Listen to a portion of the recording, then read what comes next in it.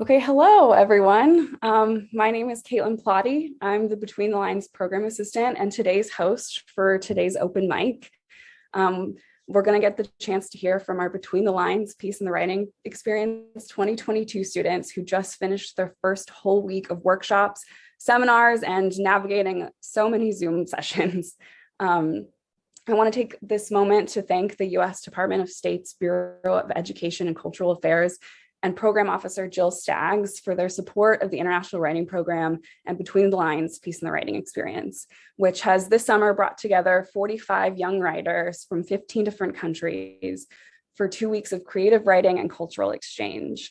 This open mic is to give our students an opportunity to share what they've been working on with each other and with a wider audience. So thank you for joining us today from around the world, both on Facebook and on Zoom. Feel free to write any words of encouragement in the comments. And that's the only spiel I have. So we'll go ahead and get started with our first reader, who is Reem. Hi, everyone. My name is Reem. I come from Cairo, Egypt. And well, today I'm going to share with you 2 Haiban poems that I wrote in my workshop. So yeah, I'll get started. So the title of the first piece is The Song of Sundown. It was a long day, so I sit in my balcony after everyone in the world goes away, off to sleep, and finally I can hear the silent song of the world. I can hear without interruption the sounds of peace and quiet, rustling leaves, freedom to breathe the dawn's breeze. The stars twinkle above, almost saying goodbye before the sun comes and engulfs us in light and warmth. The few hours from night through dawn are not nearly enough. Yet, I try to make the best of them, close my eyes, fill my lungs with cool air, fill my ears with the sound of that same air caressing the trees. As the sun begins to rise, I silently hope for peace and quiet to visit us sooner, and I prepare myself for another long day. Well, the second piece is The Queen of Rides, also a Haiban, and I'm getting started. The allure of the amusement park at night never fails to capture me. The lights, the sounds, the people, every inch of this magic-infused land engulfs me in a new kind of joy. The colors, the laughing children, the rides that send my heart racing, the foods that cover my face in sugar and my heart in glee. Twinkling lights, warming our hearts with sugar and laughter. But all of the enchanting sparkle of the amusement park is minuscule next to the queen of all rides. The Ferris wheel sits right in the middle of the park, staring from above at us like a queen would her subject. We run toward it and wait patiently for our turn to get on this ride of quiet magic. Shrinking world, muffling sounds as we rise, gives peace. After getting off the wheel, every other ride's magic seat tastes different. After taking a break from the sounds and lights that flooded my senses, every excitement has more place to encompass my heart. You're good. Okay. My piece is called Mosul. Hector Dillon was a regular attuned trainee, rebellious in the eyes of the elders, heroic before his youngsters. Hated by many his age, envied by the guys, and respected by the girls. After completing his studies at the age of 15, Hector decided to move on to higher education and explore his options for the future, maybe become a traveler. He was fast, smart, and ridiculously powerful, which made him desired by all battalions across Canada. They were pressuring him to become a soldier since before he could remember. His parents supported his choices no matter what, but the problem was that he didn't know what the right decision was. So at 17, in the middle of his training to fight on the front lines of the Red Thorn and protect his city, he deserted. Running away to China couldn't have been the sanest way to conquer his problems, but it was a way to avoid them. In the winter of that year, Hector wandered across Yunnan's province mountainous terrain, accidentally getting himself acquainted with a traditional Chinese tribe called Mosul. One of the few places on earth left where women still ruled, the ways of matriarchy preserved in deep-rooted culture and rituals of the Mosul people. Hector was welcomed with open arms, even though he was a stranger, a foreigner coming from distant lands. The women of Mosul were strong in spirit, as well as distinguished in native beauty. Their hair reflected in deep raven tones, braided in silky crowns across their foreheads. They told him that the secret of that shine was pure water of Yunnan rivers and boiled rice, crops that the men of Mosul grew themselves. The women were responsible for the duties of the household and taking care of their relatives, and the men played an important role in bringing up the children of their sisters and extended family, as Hector observed over time. The Howe family, with whom he became quite close during his stay in Yunnan, participated in a tradition called walking marriage, where man and wife shared a bond, both familial and financial, yet not in matrimony. The head of the Howe house, Yuhan, was an energetic, bright woman. Her self-discipline beat that of a Navy SEAL, and her pride of her culture stemmed through her every action. Yuhan produced pu'er tea that she grew on her own plantation and engaged in private merchandise where she exported it to neighboring provinces. Hector developed a deep interest towards the teas, especially the unique properties of pu'er. Granted, it smelled like fish upon brewing, however its warmth brought him many happy nights under the quiet stars of the town. Yuhan's brothers and uncles helped raise her only daughter, Maylene, which proved difficult as the youngster was as rebellious as Hector himself. In their walking marriage, man was not entitled to the child nor the wife, yet upon permission, he was allowed to make a presence in their lives. The next generations maintained good relationship with their father figures, but here their last names were passed down from their mothers. The way of life was fascinating for Hector in this tiny ethnic group, not because it might have seemed abnormal, but because it was so refreshing from mundane life. Hector never knew that a world reversed could feel like the most natural thing, and he began to wonder where it all went wrong. Thank you. Under the pergola, I watch as the heat peels open the rosebuds, jamming its thumbs into the pale green and watching as sticky water trickles out. The vines cling to the perfect circles of black metal, celestial spheres stagnant around us as your fingers waltz on the page of your notebook. I must be in a clock, seeing as I'm a tool for measuring entropy, and right now I feel at home. When the forest wrapped its hands over a fallen heron, I thought of standing in the lashing golden winds that slid up the Oregon coast.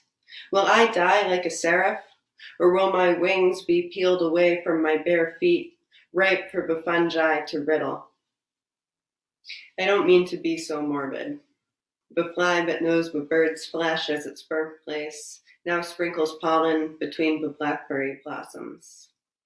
Those same feet, unshrouded by feather, dance to ABBA on the algae-slick rocks a meter below the tepid surface of the Fremont Canal. The crossroads of sunlight warping into a map on my skin. On the far bank, a great gray heron waits and watches for a fish to spear. I don't see until I'm long gone, of course. Genesis says we are created in God's image, an album of divine selfies. To know anything, we must know everything. There are 6 wings between brief flies, all crackling with iridescence in yet another sunset. Okay, my name is Angela, and I'm joining you from Lebanon.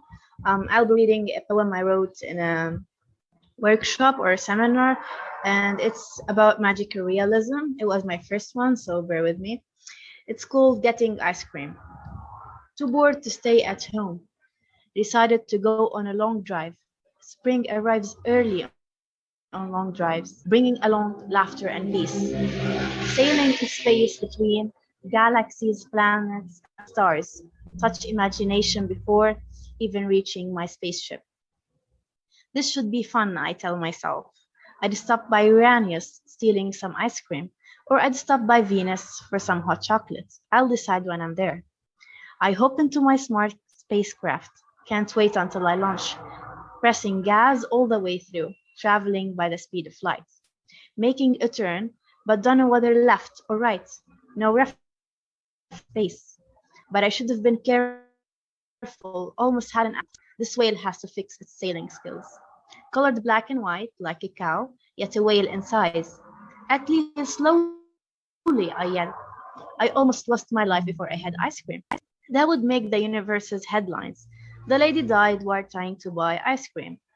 Crashed her spacecraft in an accident with a lost whale, whom God knows how it got its license. But it's fine. Now I'm more afraid of those small fish. They just sprint by super fast. Don't know how they can squeeze in. I've never been a fish to know. May God Almighty forbid such a thing. I continue making my way toward Uranus. I decided on ice cream. I'll visit Venus later, maybe in the next trip around the sun.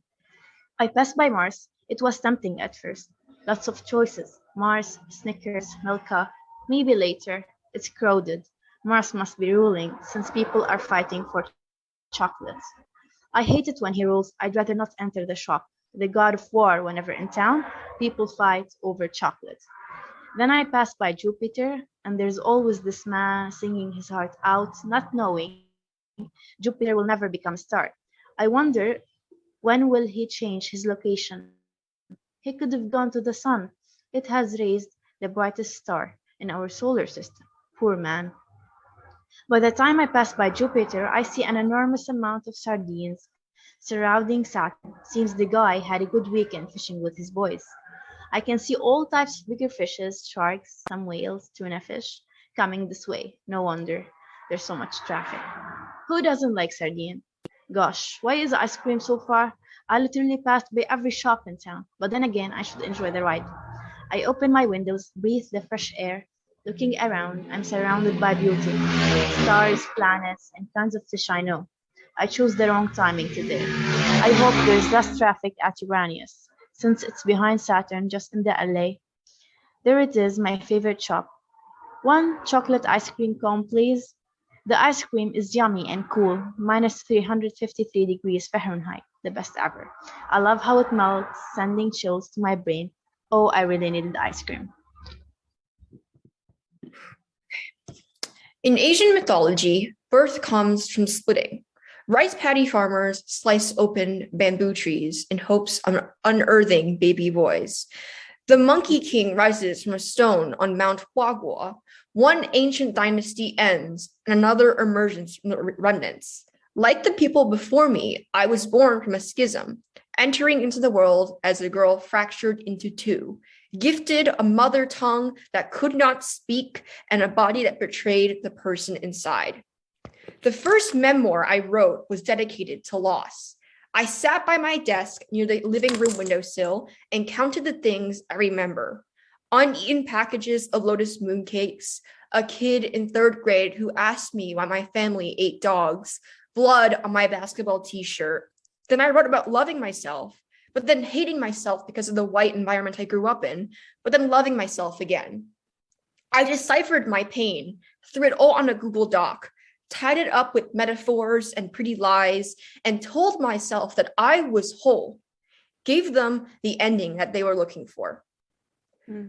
But just the act of remembering was painful. Every word I wrote was painful. Each sentence reopening wounds I never knew I had. How can one love something so much it hurts? How can one accept that their ancestry may one day kill them? How can one choose to forget?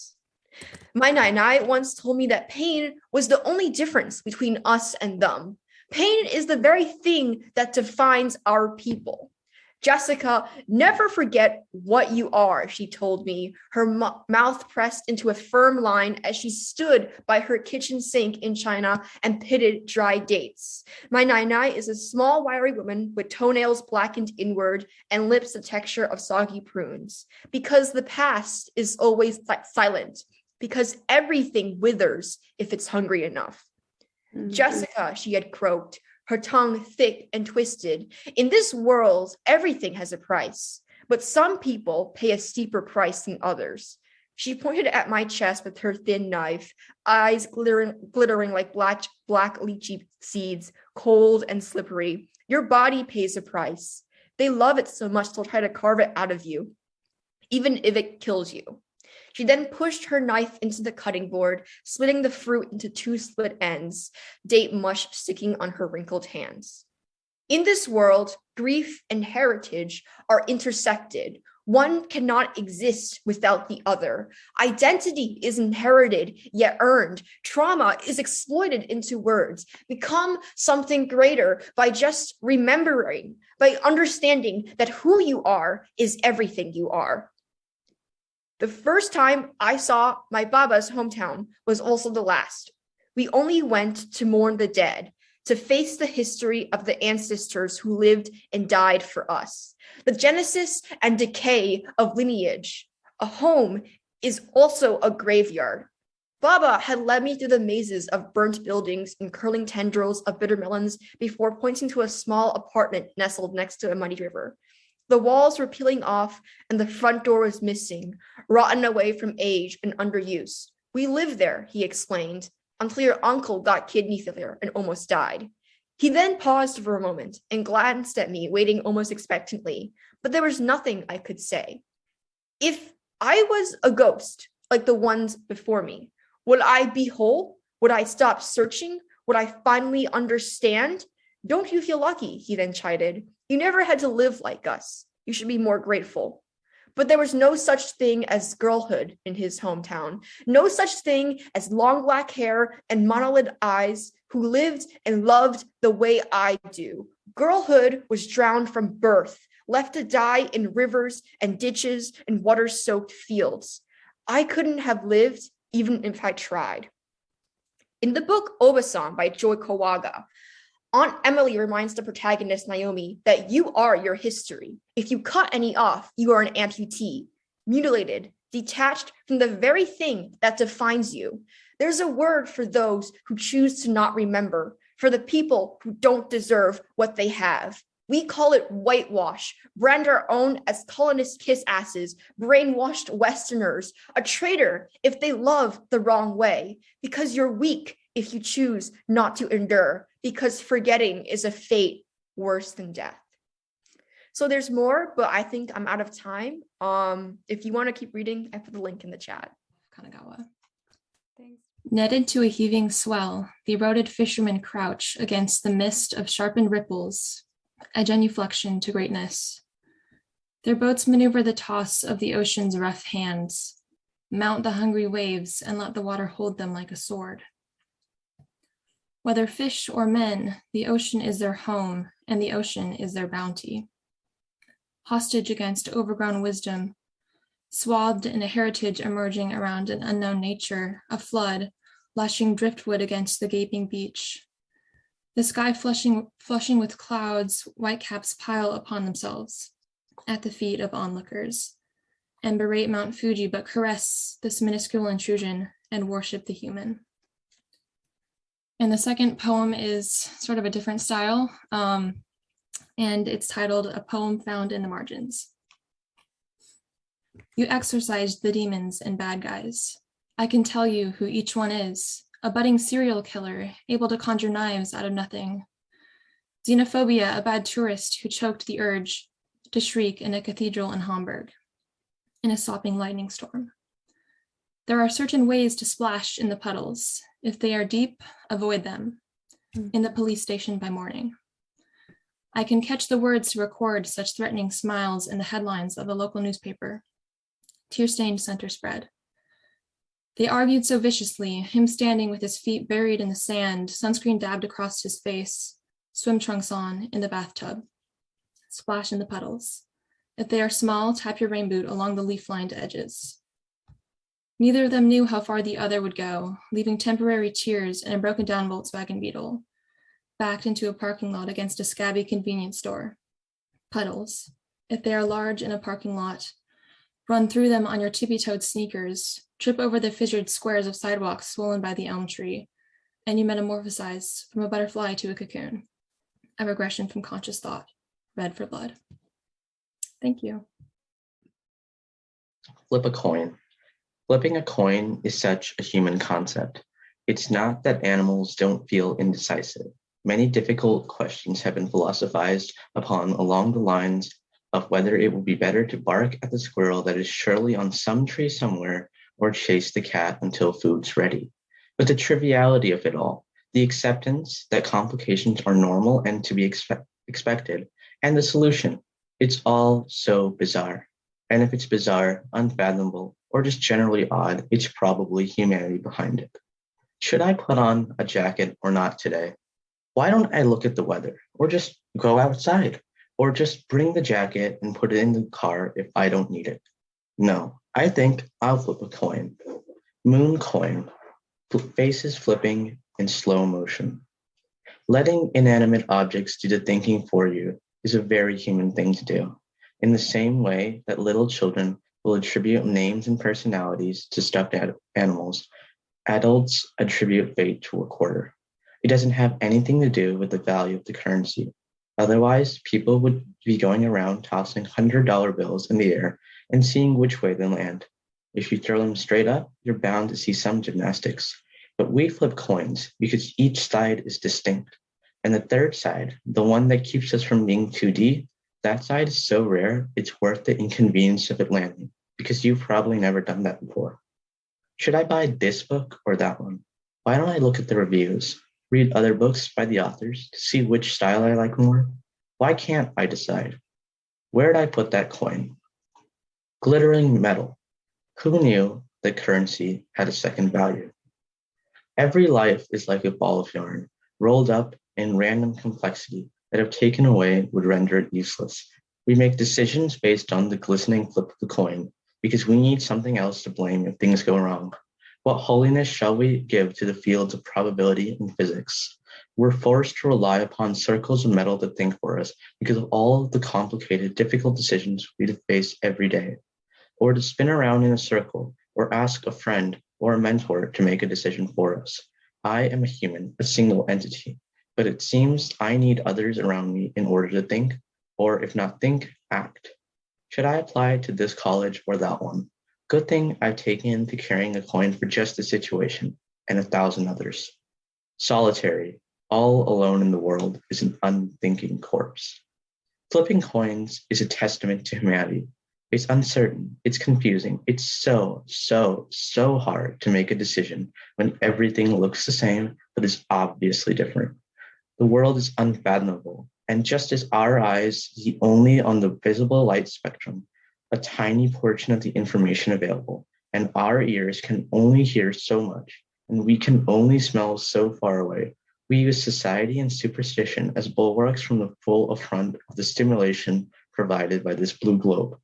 We believe in invisible concepts like fate and time, and take these inventions and place them into things like coins and clocks.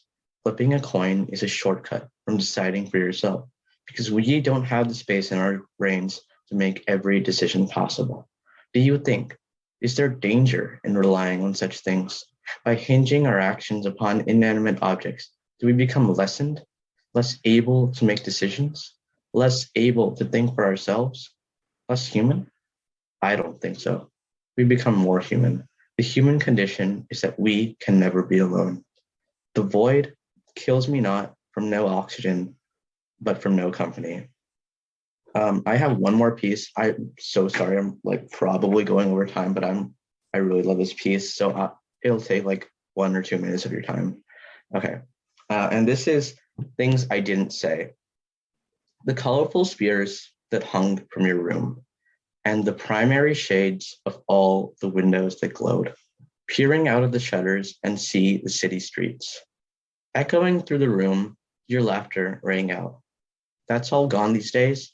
Silence has taken it as its own. Never knew what you said, and the same on your end, but loved you all the same, won't ask if you did too. If it was known what came next, that this room turns empty and quiet, what will be done differently? What should have been said to you? All of this is just to tell you, sorry that there was no goodbye. All the things left unspoken and all the things to always repeat. The room is somber in silence, and red light plays havoc on the eyes. In the quiet memory of you, see the blue spheres toss in the wind. Sometimes in this auditory desolation, in the room where dust gathers and rules, sometimes in this domain of yours, which will forever remind of you, forever, I can hear your laughter, your voice, and momentarily forget what I didn't say. Okay. Dawn calls. The world's quiet in the early hours. I creep out of the cabin, wincing at the creak of the door. Creak of the door, creak in the floor. None of my resting friends stir, though, so I continue. Heavy boots tiptoe outside, welcomed warmly by dew sprinkled across the grass. And I walk. I walk an unfamiliar path, littering footsteps in my wake. I walk along the lakeside, birds hopping on the dirt before darting off into the sky. I walk until my footsteps stutter and I stop along the bridge, staring into still water. My thoughts linger.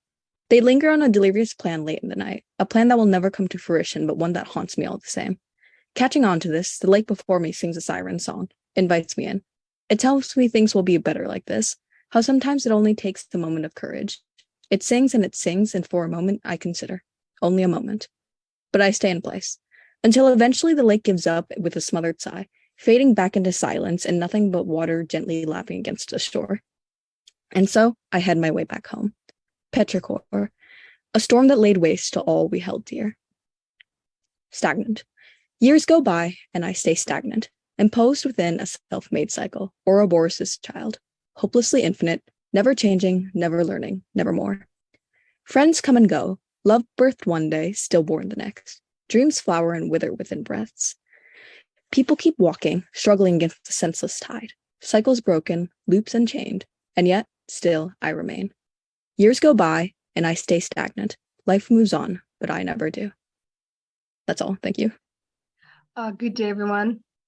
I will be reading a piece that I started writing during BTL. It will be, give me a second just to find, it will be a big poem about finding a formula of an internal life and a way of a scientist. And now I shall start. A dark centered lab, some math just to stick, an all buried weight of the wounds that still sick. A wish and a prayer, but just not to the gods, to science, to realm of the knowledge above. With dreams and with praise of the Schrodinger cat, becomes something more that we'll never forget. So tell me now, pal, what's the secret behind your truly subnormal internal top life?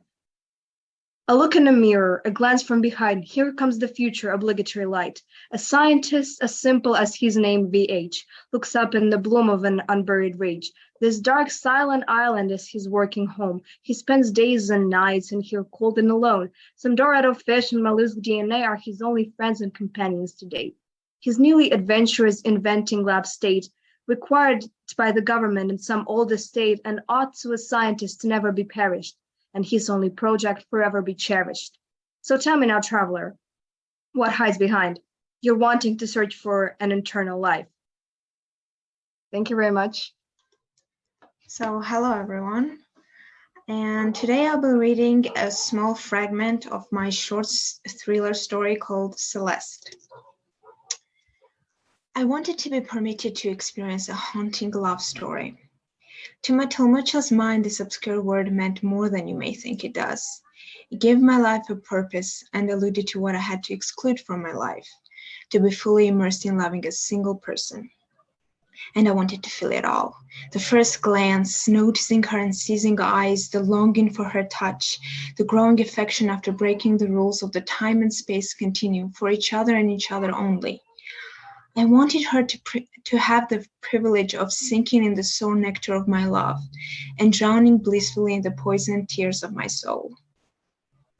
Beauty is terror, the Greeks had said. I never knew the truth of it before meeting her. I got a single glimpse of her, and suddenly I knew not the difference between the simplest of the words like pretty and scary. Her name was Celeste, and I was in love with her name. I craved the poetically written melody of it to be perpetually serenaded on my tongue. And I was in love with her. That was not doubtful at all, but now I ask myself, what was that drew me to fear anger, the sharpest features and the darkest desires of her? She was my muse, and I was the sculptor. She was my eternally glorifying Persephone, a perfect balance between kind and alarming, and I was his Hades, who so desired to encounter the beauties of life, but hid the lust behind a cold, dreadful mask made in hell. You should have seen the way she strode towards me the first time I saw her, with so much composure, with so much hidden passion, that could almost touch the surface of our to-be-written love story and taste the blood, sweet like cherry wine, flowing in her lips. But I couldn't taste them just yet. I had a sudden urge to learn how her porcelain skin, of course, would feel against my teeth. Almost a maniacal thought, but you must not forget, I was and I'm in love. Thank you. To make sure. Hello, everyone. I'm from Afghanistan, and this is my piece. I'm going to start in it. As it goes like, my eyes open like a breeze floating in the air, so soft and easy. It's morning, and while the sunshine smiles to me with his reflection, I get up, and all I see is a well-managed room full of aesthetic colors, and this is exactly when I feel my wings ready to fly for a fresh day, made of mere ecstasy. My room is covered by beauties, thanks to my own desires and interests. I had a key role in designing it, and it's been a year and a half that I'm enjoying the calming smell of the moisture caused by diamond-like raindrops which hit my flowers in the yard. But more interestingly, my room has some qualities that delights the light of my day and energizes me in every way. They are nothing but a Van Gogh's masterpiece drawn in the ceiling, a decorated garden, and a neat management of objects. And in the very first place, when I was designing my room, I thought that when I wake up, I have to see beauty. I have to see the nature's carriage surrounding me. I have to be more than alive. I paid some painters and asked them to draw Van Gogh's Starry Night painting. Now, every morning, I see stars wearing bright and white silks around them, and green tree, which is in the left intersection of my perspective, and a small village, silent village far away. The indigo blues, my favorite color, jump in my eyes and dance in my mind with their friend color green. Without doubt, starting your day by glancing at art can make your mood fresher than ever. And it is why I chose a vivid artwork to be the pretty sparkle to my eyes in every early morning. My garden is like a decorated family. Every day I see them waiting impatiently for my visit and to shower them with water. The water may look like a weak thing to feed some flowers, but for the soil, water is a fountain of blessing, and the spell for the very greenness. In just a square of flowers, I can find the soul of the infinite pleasure, the moment which I can't get from hundreds of books or a tornado of knowledge. What is life if not a tiny moment of joy, sitting in the leather-covered chair and water your garden? Brighten your flowers and smile as you feel Hayton. The neatness is the core of all energizers in my room. If a stranger enters my room for the first time, you can clearly witness her with closed eyes, because she smells the sweet scent of a perfume. But this was the moment she just enters. She steps gently on the soft, silk-made cottony carpet. She wonders and gets impressed by the neatness. She sees the unique antiques on the table, managed in a firm angle. She witnesses the strange brightness covering her arms that warms her slim body. She looks up to thank the nature for all the wonderfulness when suddenly her eyes perceive a pleasing starry night. She questions if what she sees is a roof with a painted face or a proof of a fainted pace. For the sake of love for the nature, she can't control her tears and a drop falls. The drop has a story of beauty mixed with neatness and a sound of the spring winds invading from the cracks of the wall and whistling by the door sides. She found the room alive, that the room talks through its beauty. The room is a place which art founds its place. Van Gogh's Starry Night starts surprisingly bright. This room is a place where the soft senses of a spiritual human comes into practice. A test.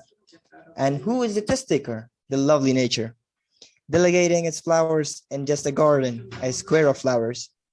The universe, the Milky Way, the planet, they don't crush, don't go out of their harmony, all in all because they are made neat and in a fine order. Remember, when we optimize a room, we show how world functions neatly, cleanly, so perfectly. Thank you so much for your attention.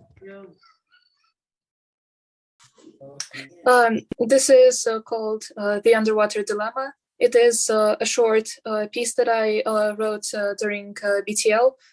And it's a bit of a concept that I'm developing for a fantasy world I'm working on, so enjoy. The darkness of the deep sea was clear as day for the tailed figure swimming through it. The fins and scales on its body would have shone like metal under the sun, but their color faded in the pitch black. Opaque blank eyes, sharp teeth, gills, slim figure, webbed fingers. The features of the merfolk match those of partly humanized cannibal fish. Searching for prey while being careful of the bigger predators, it ascended into the bright upper waters. The deep sea is at large like the void, where light is perhaps the last thing one wants to see. If anything emits light, it's definitely after you. Therefore, it's not something comforting to the deep's natives, all while the higher waters are soaked in sunlight. Between the two parts of the sea, there are many differences that those on land don't care to notice. The upper sea's population tries to mimic the surface and deems the deep to be barbaric, while the latter thinks the higher sea is sucking up to the land dwellers.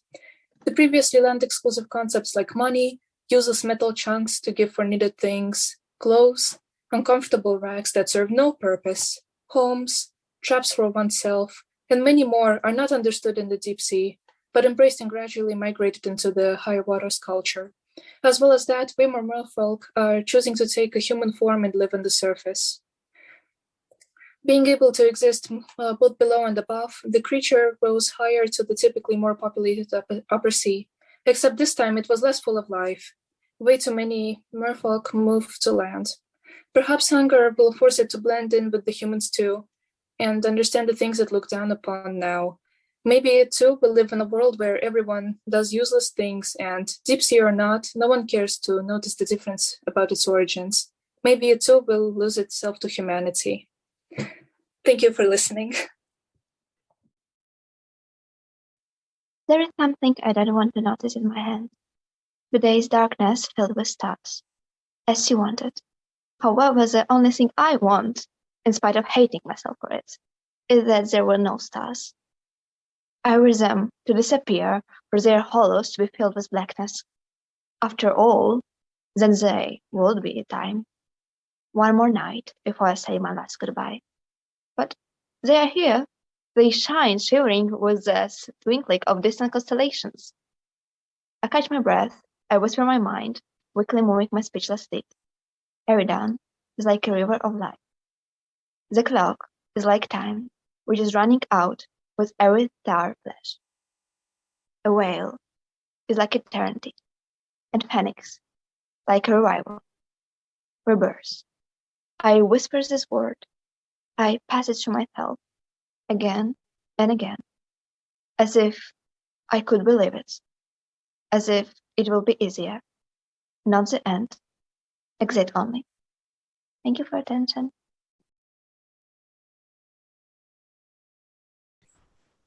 And this is called I Missed You. It was from recently. A little bit of background. I was able to see a friend earlier this week that I haven't seen in a while. So there's a friend in town, one I haven't seen in months. Our days do not align, all except for one.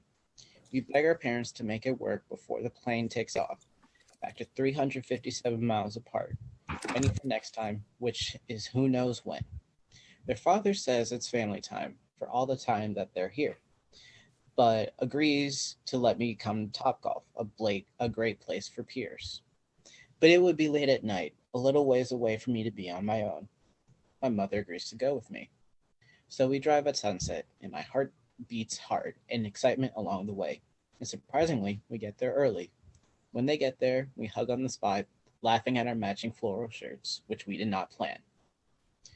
We have 2 hours together, swinging and missing, laughing hard at the bad hits, gaping at their dad's 100-yard hits.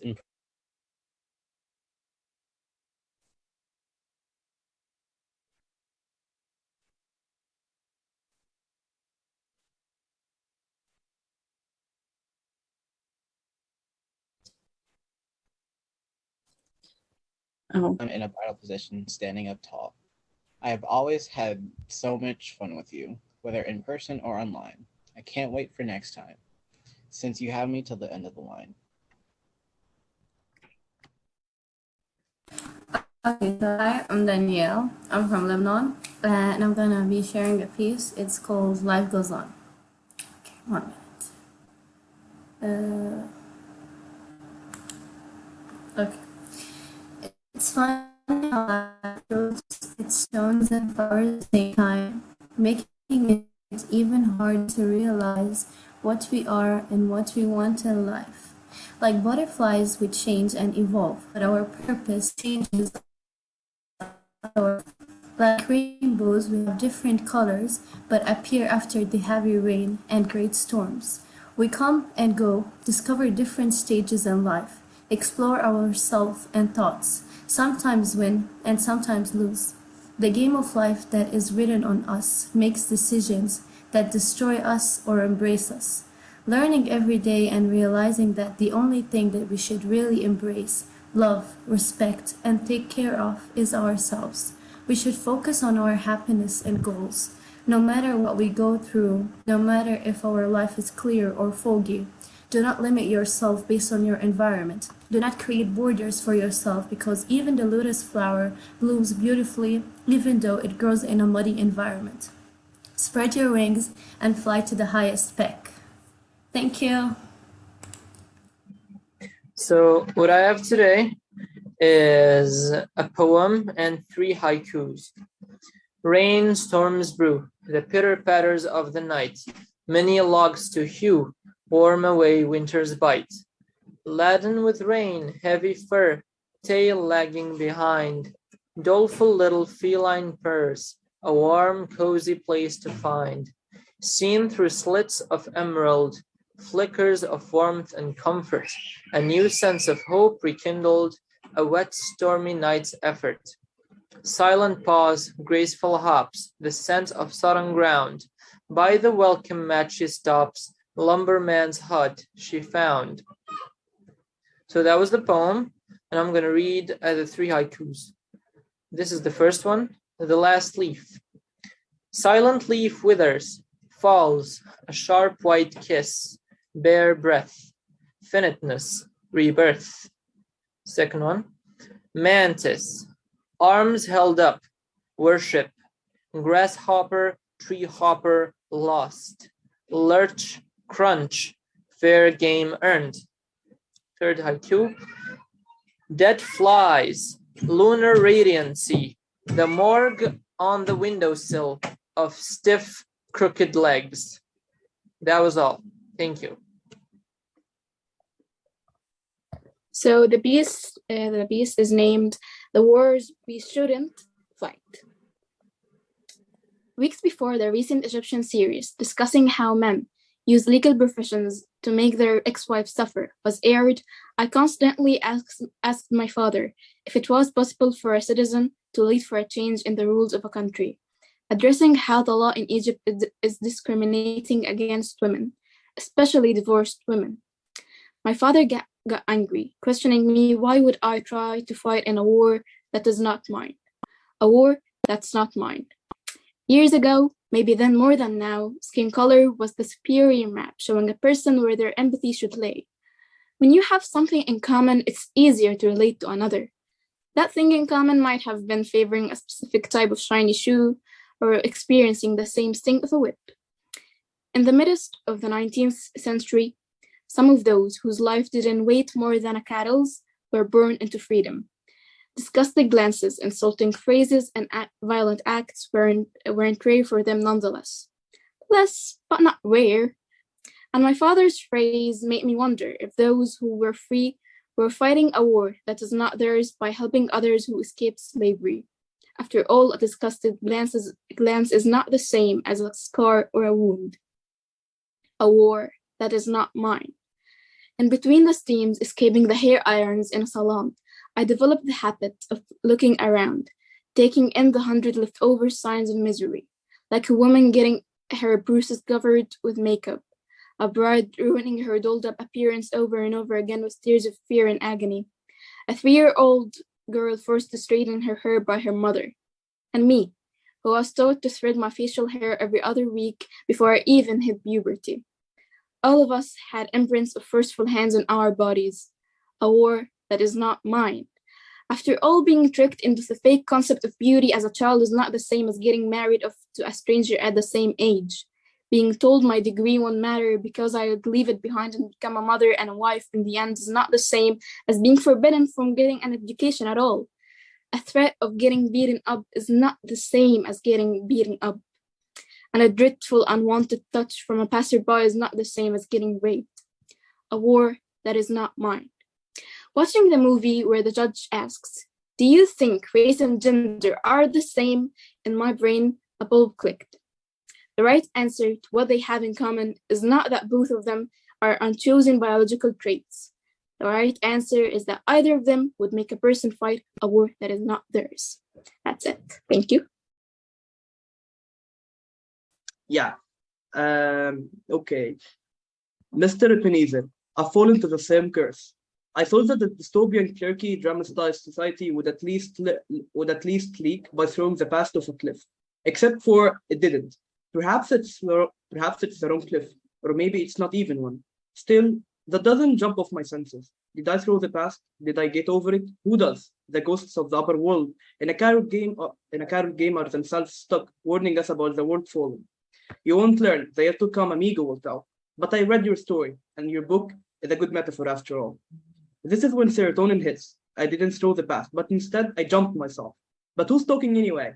That's the shifting chapter, where you read the first and last two chapters of a book. Still, we humans are always reading the book inversely, beginning with a druggy happiness and ending with the least impressive similes. Pause, hush, not a word, jump.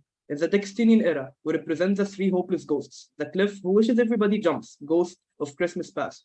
The cliff, a drunk deaf writer who sets an entire opera in chaos, ghost of Christmas present. And a life model that pretends to control both the cliff and the cliff. But it's much like a man who goes back in time to tell Bret Easton that being a psycho is like composing poetry in a sunflower field, ghost of Christmas yet to come. Some wordy Titanic messages. Nobody dies in that chapter.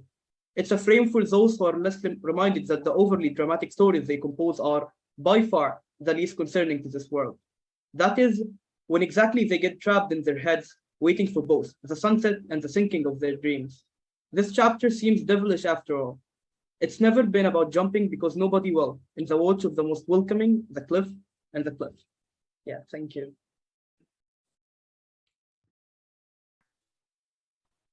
Was it supposed to teach me something? Restless pain and fear. Did it really happen, or was it a bad nightmare? I wish I could comprehend my feelings. What are they yelling? Restlessness, pain, or despair? Was it supposed to make me cry? My eyes swelling, my heart aching. It's not answering. Where is she? Is she safe? Call again. Now. Tears are falling, my hands are shaking. Worthlessness, pain, and despair. Pain. An unpleasant feeling. It coming and go, or this was something else. I could not catch a breath. I had a fear of something unknown. It was not just unpleasant, but it felt as if my insides were being twisted by only Satan's hands. I didn't know what it was. It was not just a momentary one, but it scarred me permanently. Constant pain, not leaving. It still hurts. Did she call back? Check again. It's ringing. Come on, answer. No answer. Dismay, a feeling of fear or shock or worry. They say dismay comes, but soon you will be able to get rid of it. Nonetheless, I was showered in dismay. I was lost in a mysterious space which had deadly words written all over it. Where is she? Why did she not answer? I was in denial at some point, but my anxiety could not handle it. 2 hours of not answering, 2 hours of waiting and denying simply turned into despair. Despair, losing all hope and any ounce of confidence I had. I had completely lost it. I felt like I was in a very big dark hole. A lonely one, may I add. It was 2 hours of putting my hands on my face, despair washing over me and claiming its territory, but I forced myself to concentrate. We should wait and have hope was all I was trying to concentrate on.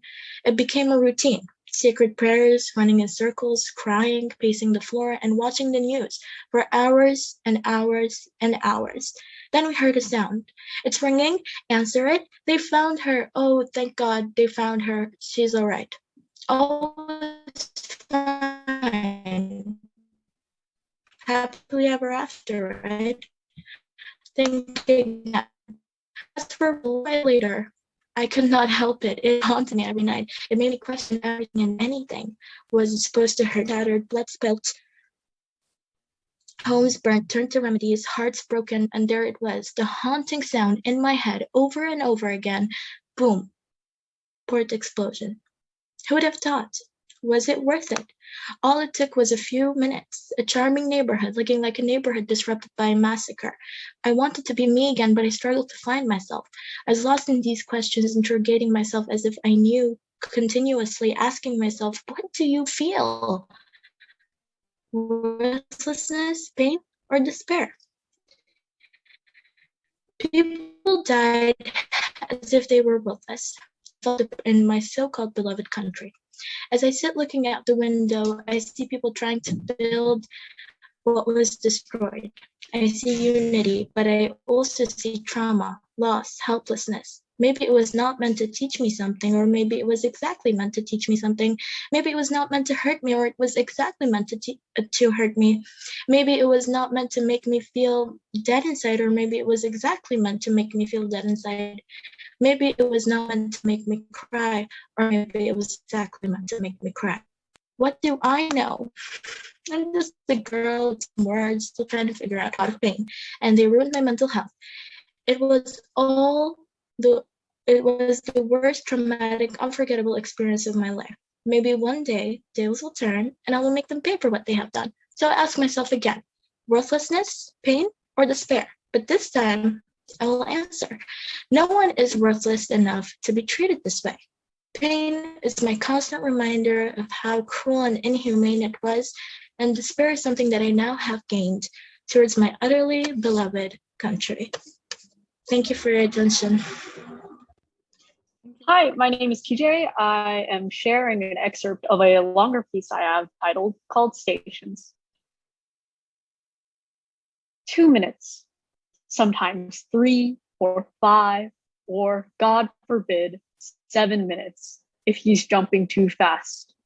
From 181st along Harlem, then all the way to Broadway, then back again. That's what it was for him. Usually, the stations, waypoints, anchors, whatever mood struck him, stayed in the same spots. In front of concrete steps, surrounded by green gates, and bolded white Arial signs announcing that this was Times Square, 42nd Street Station, 34th Street, Herald Square, or any number of subway stations and street corners he knew by heart, even if he rarely frequented them for their intended purposes.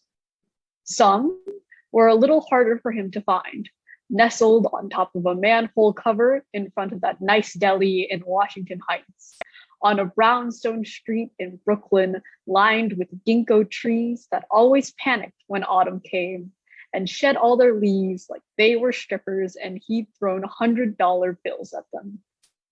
Always, though, they appeared where people love, in those places that were quiet and raucous, where the forgotten could remember, where the mosh pits and armpits of humanity could be crowded together and bond over the smallest of biggest things. That was how he met him. Most people didn't pay attention to him unless they were tourists, and even then, a skinny redhead in denim and boots with headphones bouncing from how fast he ran was hardly something of note. And if he disappeared from your sight, well, he might have simply been swallowed up by the folks leaving the station or rushing in. Every 2 minutes, sometimes 3 or 5, or even 7 if the trains were running late. And the person who noticed, funnily enough, he was running even later. Thank you. It picked at me since I was little. He has it. Your cousin has it. It.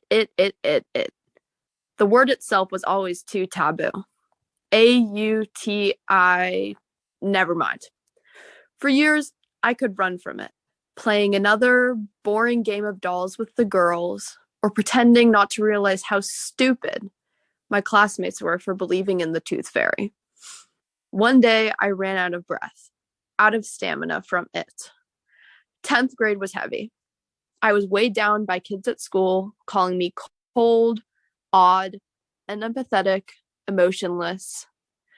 The car ride to the evaluation took a while. My mom kept asking, "Did you research it? Did you know your cousin has it? It. Can we just call it fucking autism?" No, I haven't. To be frank, I didn't want to look the ghostly word that haunted me for so long in the face. But the car was parked. No way to get away now. The rest of the day was blurred. I headed home feeling a little meaner, a little dumber, a little more obsessive.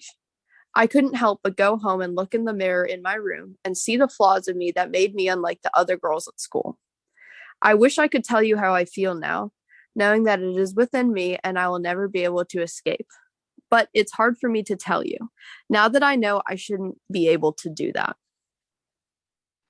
Hello everyone, my name is Anelle. I'm from Almaty, Kazakhstan, and today I will be reading one of my short stories from a little, short story series called Telecentered Kazakhstan, and it's creative nonfiction. I sent the link in the chat. She stumbled in, fell to the ground. "Ayat," the voices said. She got up from her knees, her partner beside her. A black bag full of substance. Her eyes were half closed as she navigated the hardest maneuver to the nearby empty seating area. The stench filled up the nostrils of the passengers. The child in the seat across from the blonde lady grimaced. The pink balloon in her hand agreeingly wobbled. "And some of them forgot it was my birthday, but they said they'd bring a gift tomorrow nonetheless. Tomorrow's Alice's birthday, though, and she's going to get presents, and..." The innocents exhaled, confused. The blonde woman's head hung below her ribs as the bus on the poorly built road shook her thoughts, her cap hitting the big bag every so often. No words known to man were spoken. That must not feel good. The man seated himself next to a girl. They're sitting separately, she thought. How weird, she thought. Then the redness of his skin made sense, and the stench finally caught up to her, masked. The COVID-19 virus is a virus that stopped existing in February 2022 and was never to be cared about since, except by the ones who are bound by the sores of their loved ones and themselves. Huge fake gold rings covered the man's pink fingers. They moved shakily. They didn't know what they were doing, but they got by just so. A child's fingers are just as clueless, but when you look at them, you see the burn to figure life out. A grandma's are old and wilted, full of veins, experience, life, and death. They shake, and yet they still burn to figure life out. The man was stubborn. He aggravatedly got his Ongai card out, mixing it with his other cards a few times. He got there. Amidst the ignorant, purposefully ignoring people, he stood, pressing his cards to the machine that stopped working a few stops ago. He didn't seem to mind. No one seemed to mind. Every few seconds, he emptily pressed his card onto the machine that had already managed to go black. Suddenly, the amount of his attempts sufficed. He headed back, avoiding the girl that knew too much. Thank God. A plumpy, nice middle-aged woman sat in the previously taken seat, and for that the girl was grateful. Women saved her day.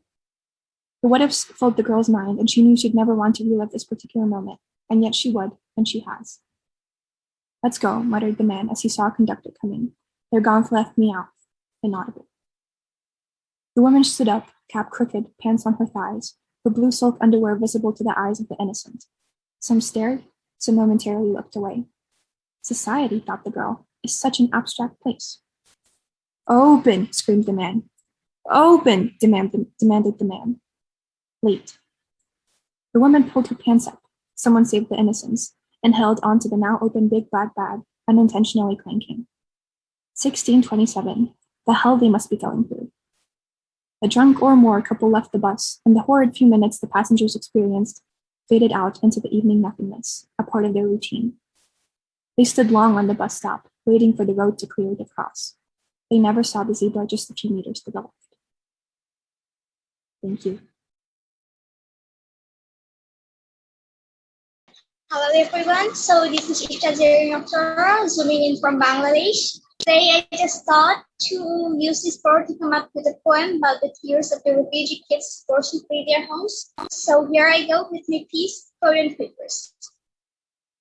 Crawling under the depths of the deep dark forest was a little creeper hiding beneath the bushes. The thunder called, the clouds dropped. Friends, the wandering creeper begged the old tree Have you got any room for me? Grumbling like the storm that grumbled. You don't seem to belong to this land, nor do you seem to hold my blood. What's your identity? Where are your roots? We only hold aristocracy in our shoes. I've been born by the lake beside, the sun, the sky, and the clouds roaming that side have witnessed me playing and laughing all the night. You only deserve to be thrown apart. Leave my land, or shall I cut out your heart? I was born in the bright sunlight. Breathing, laughing, and living is my right. Isn't that enough to stand against your might? This land is my birthright too. Nature itself has given me this earth hue. What right and what land? Your place is in a bin, you creepy, lousy hand. Thrown away, the creepers were left crowded and banned. Some drenched, some flooded, some even drowned. Isn't it the same fate as the wilted little souls bound to flee their own cloud? Thank you. Hi everyone, my name is Divansshi and I'm from Sri Lanka. I will be reading an extract from my short story titled A Dance Before Dawn. This part of the story captures Stockholm Syndrome at its finest. It is inspired by the numerous kidnappings that took place during the 30-year ethnic war that happened here. Time was a concept, and Azaria had long since lost all track of it. She had no idea how long it had been since she had been dragged to the vast forest. Fireflies arcing across the sky in electric bursts. The grass was wet. Butterflies and empty cider cans filled with flowers. It was indeed beautiful. She stepped towards the silhouette basking in moonlight, like the midnight water kissed by dawn. She wanted to dive right in until she drowned in the spring heaven in his eyes. Why was it that everyone saw darkness behind those eyes, while she had only seen freedom in the galaxies underneath? However, she wanted to gulp all his pain and prevent him from tasting it further. 11th of January, it had been their third session together. He had spent the entire hour in eerie silence. As she had begun wrapping up, he'd uttered in a low whisper, "Even fate picks its favorites, and I think it hates me. But a burnt child always loved the fire. For what it's worth, I'd love you if I could.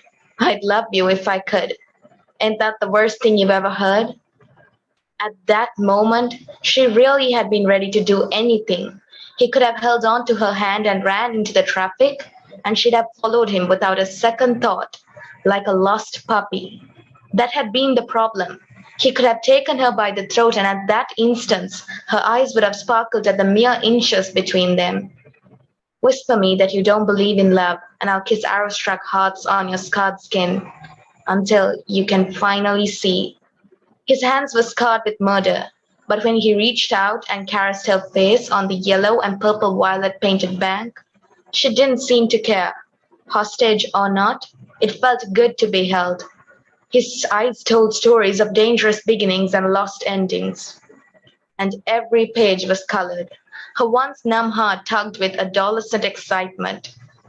The distant echo of the police sirens reverberated back and forth throughout the entire forest. Her eyes widened with fear that this was the end, if it was for her or him. But he wrapped his arms around her waist and merely smiled. "The earth's spinning, the music is ringing, it's stupid not to dance." As he framed her between his arms, she grasped that a preacher may never marry them and her mama may never know him, but she can kiss him over a flask of whiskey and dance with him like this, under the sky irritated with stars. And if that wasn't marriage, she wasn't sure what else God was looking for. The sound of the siren had increased and the bass drop of shooting bullets added to the music. The night became an overturned bowl of blood, stretched on, heavy and unending. More and more phantoms engulfed her eyes like the void haunting the streets after twilight. An orchestra of machine gun bullets pierced his skin, and the pools of crimson escaping his body really brought out his deep brown eyes. His body slid down like raindrops on a glass window. Yet, the smile that adorned his face never left. Her wasted fantasies lied on the ground. Her dreams were scattered across a graveyard. She fell apart, a lunatic tripping to find a sane mind, step by step. A university degree, 4 books, and hundreds of articles. Yet, she had always made mistakes reading. He'd written her good morning, and she'd read it as I love you. I'd love you if I could. Even then, she was sorry that the blood on him was not hers. There is no redemption for the wicked, but that doesn't mean there is no love. Of course there is peace here. Everything is wonderful here. Of course. The sky is not famished. The wind is not howling. Thank you. Hello, my name is Miral. I'm 15 years old. I'm from Jordan. I'm sorry, today I'm going to be traveling, so I'm not in the live, so I decided to record a video while I'm reading my story. Okay, The Mysterious Treasure. There was once a girl whose name was Sarah. She was 6 years old and she was known as a very smart and intelligent student. She was used to do so many tasks in a day, such as helping her mom and studying all alone. She was the kind of person that could be easily trusted, as was known for her bravery. People always relied on her to help them with anything they ever wanted. Though, for the last few years, Sarah hasn't been the same anymore. She started to suffer from overthinking the whole time. Every second of her day is filled of nervousness about school, studies, tasks, and homework. One day, she decides to try to distract herself and ask her friends if they could go out and eat in a restaurant. They all agreed, and Sarah couldn't help hiding the excitement that filled her soul. Elena, Sarah's 16-year-old sister, was a very protective one. So, when she heard that Sarah is going out with her friends, she became curious and wanted to know what Sarah is going to do with her friends in a restaurant. On Monday, Sarah and her friends ordered a taxi to go to the restaurant they have chosen. When they arrived there, they decided to order a pepperoni pizza with some random drinks. Elena, on the other hand, was on her way to the same restaurant, wearing a very weird shirt that didn't match her style, and put on so much makeup that she, for a second, almost wanted to back out of the idea. She also did her hair weird. Then Elena picked a chair and the table and sat alone. Then she ordered a drink. Suddenly, she found a map on the floor under her chair. She said between her and herself, "What is that? Is that a real map?" She opened the map and saw a lot of words that aren't even clear. It can't be read. After a lot of tries to know what is written on the map, she decided to take the map and hide it in her bag, so that when she gets back home, she can read it alone and in a calm way. Thank God, Sarah didn't see her sister Elena. It's time now for them to go back home. And directly when she arrived, she went to her room in order to see the map alone without no one knowing. That map was a secret between her and herself. She started looking at the map and analyzing everything on the map. After a lot of tiredness, she finally knew that it is a treasure. She immediately called her best friend to come to her house, and then go out to help her find the treasure that Elena was looking for. There was a lot of hints and clues on the map about where the treasure is supposed to be.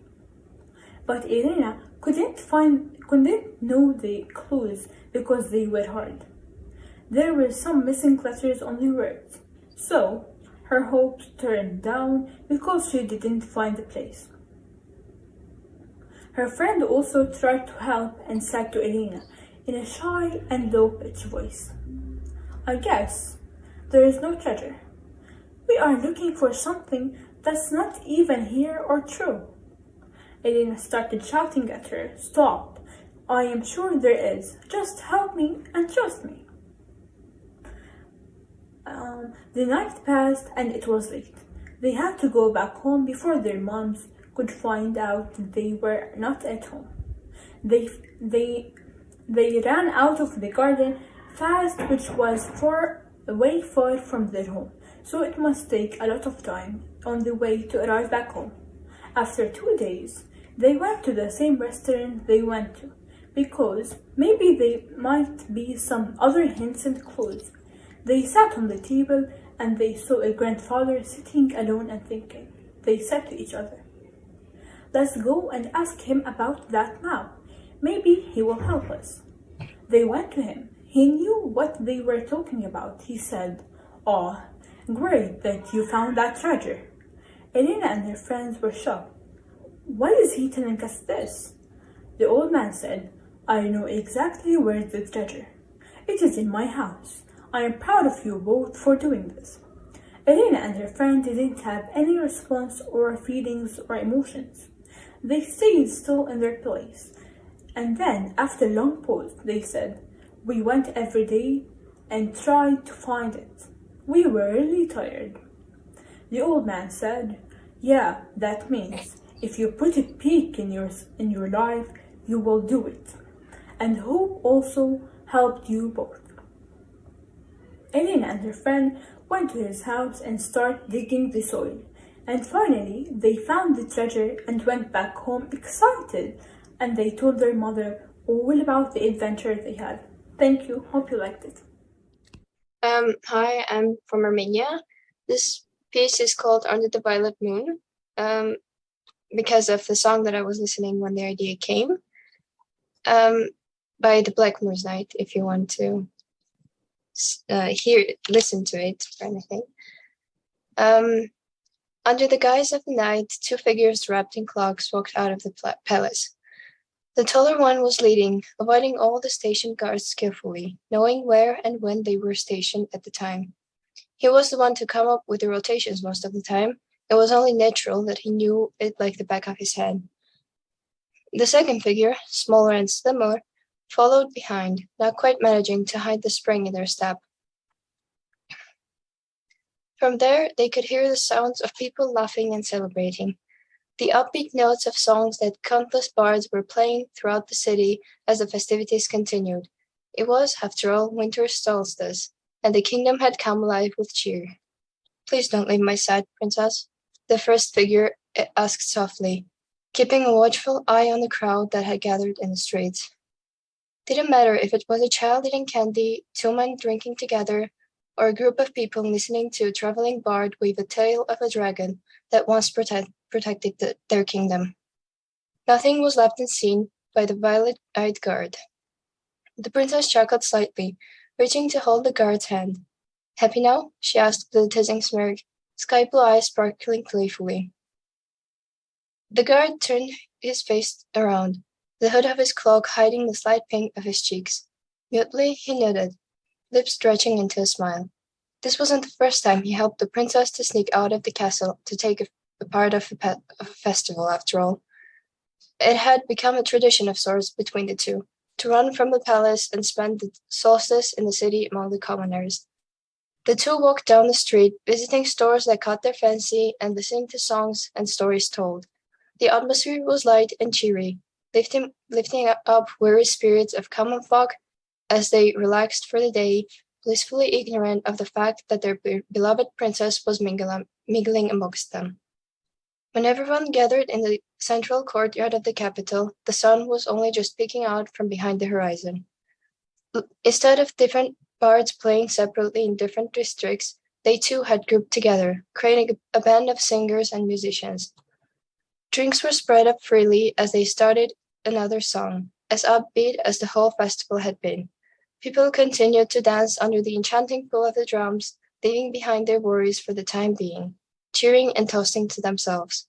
Even the guard, who refrained from drinking anything, was enjoying himself. The sight of the princess happily twirling around a young boy as they danced with each other was enough for him. Seeing the princess's blue eyes shine with joy was more than enough for the guard to feel content with simply bobbing his head up and down to the beat of the song. Only when the sun was nearing the zenith did the two finally decide to get back to the castle, tracing their footsteps back. And when they were in the safety of the walls, the princess let out a tired laugh, content yet completely worn out. Sneaking out again, Your Highness? Asked someone from the side. The two immediately tensed but relaxed when they saw who was the speaker. The princess turned around. An all too familiar sight greeted her. Leaning to the wall was the captain of the Royal Knights. Her long grey hair tied into a loose ponytail at the nape of her neck, some bangs framing her face, while she looked at the princess with unamused azure blue eyes. Well? The princess had the decency to avert her gaze, a rosy blush dusting her cheeks. The guard kept silent, watching the two interact with each other. When she didn't get an answer, the knight sighed. What else did I expect? Come, let's get you back to your room. That's it. Okay, this is called A Poem Where the Word Mind is Replaced by City. About Iowa City. Hot concrete and corn crops. City of literature, my ass. Where's the city? 5 minutes any direction and it's cornfield again. We all know that, but anyway. I passed Goosetown Cafe. Head for the benches on the repurposed street I sit. There's art all over the city I live in. It's a cute place, even if you didn't have to make it home so many times. Friends ask why I call it home when my actual city is 30 minutes away from wherever I am. I just like the Prairie Lights coffee, you know? My dad saw me with makeup on. I've always wondered how much money Jazz Fest spends on fireworks, what that budget could do for the unhoused here. I worry my city won't handle next year sometimes. Where would we have pride if not here? Not this place. Transgender sounds like a swing state governor from my father's mouth. Fireworks made me sound like a slur all the way back to my city circa 2004, August 7th, my birthday. Gender reveal. It's unforgivable. Things were different back in his day, Mama says. He didn't grow up downtown. Mom says, Dad says, I'm moving out soon. August 7th, 2022.